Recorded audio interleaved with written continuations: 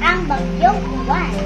Ito ay hangin ng 100 kilometro kada oras at pagbugso ng hanggang 125 kilometro kada oras.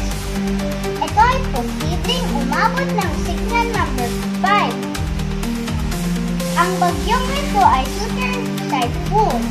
Tayo ay maging handa at alerto sa bagyong ito. Ito ang ating ulat panahon, partner. Sa balitang kalusugan, sa lungsod ng San Jose del Monte, Bulacan, dahil sa pagbaba ng kaso ng influenza ng illness, hindi na ipapatupad ang pagsusuot ng face mask sa mga pribado o pampublikong lugar. Ngunit kung may karamdaman o sintomas na nasabing sakit, hinihikayan pa din ng gumamit ng face mask. Iba ang pag-iingat pa din para sa ating mga kababayan. Sabi na ang panahon natin, no, partner?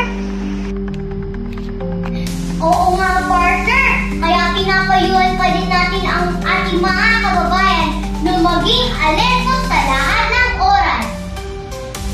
Muli, ako po ang iyong lingkod na Sandra Cagunya.